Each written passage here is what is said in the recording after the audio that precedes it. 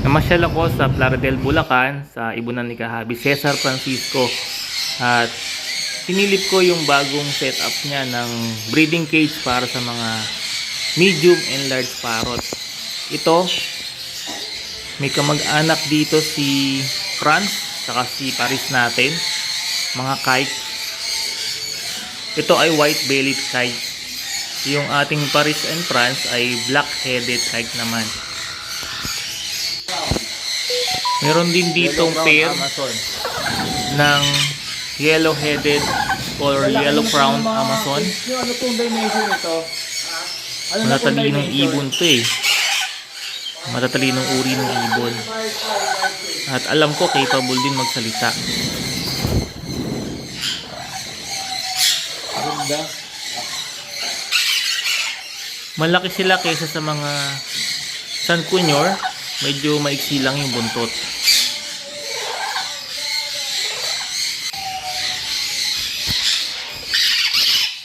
Meron din ditong white-fronted Amazon. Ang ganda rin ng itsura.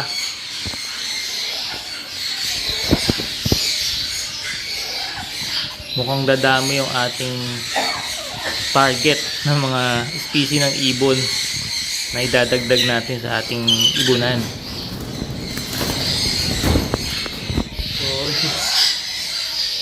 Bubulawin sila sa atin.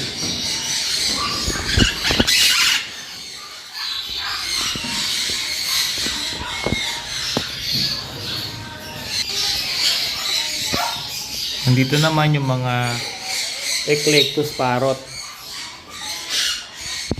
Nakita ko dito ay meron siyang red-sided saka Boss Mary. Dalawang magkaibang subspecies ng Eclectus. Kasama rin itong mga ibon na to sa pangarap nating magkaroon. Kaya lang wala pa tayong espasyo para sa kanila. Pero sa susunod na mga panahon, magkakaroon din tayo ng mga ibon na ganito sa ibunan natin. Mayroon ding mga parisan ng African Grey Parrot. Ito yung madadaldal na ibon.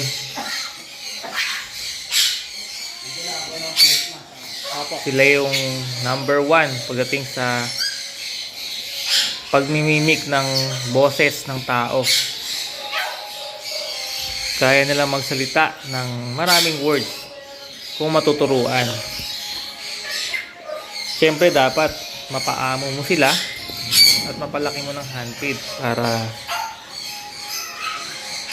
mas maturuan mo magsalita. Katabi nila ay isang uri ng mako. Chestnut po ba yun? Yung tinatawag ng Sibir mako or chestnut mako. Mas maliit sila kumpara sa blue and gold mako. Yan, kulay green ng mga katawan. Magandang uri din ng ibon. Basta mako kasi medyo mahal na. Mahal yung classification nila. Magkano po ang presyo? Mahal din yung value. Paris na po yun?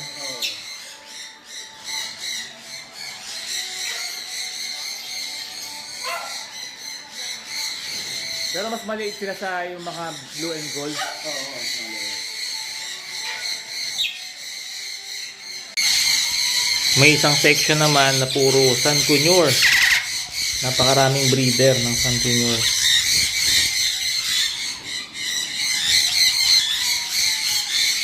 Pag may oras, nagbibisit tayo sa mga kahabi natin para siyempre may matutunan din tayo, makakulo tayo ng impormasyon mula sa kanilang mga breeding experiences at sa mga style and technique nila para maidagdag natin siyempre sa ating mga alaga din.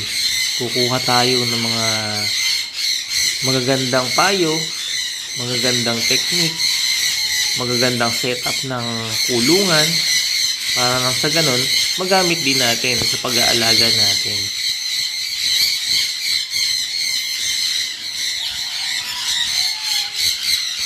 Nakahiwalay din yung mga linyada ng baji ni Ka Cesar. Ayan, karaniwan daw dito ay mga Ibang line po PS1. ito dun sa nakakuha ko, no?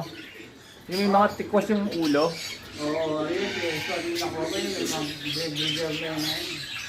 Yung, yung mga Yan ganun-ganun yung po yung ulo. pag-visit natin kay Ibang Ka Cesar lane po yan. Francisco. At kung may naibigan kayo sa kanyang mga alagang magkakaiba. ibon dito, i-message nyo lamang po siya sa kanyang Facebook account, Cesar Francisco. Dito po siya sa may Plaridel, Bulacan. Salamat po mga kahabi sa inyong support at panonood. God bless po sa inyong lahat.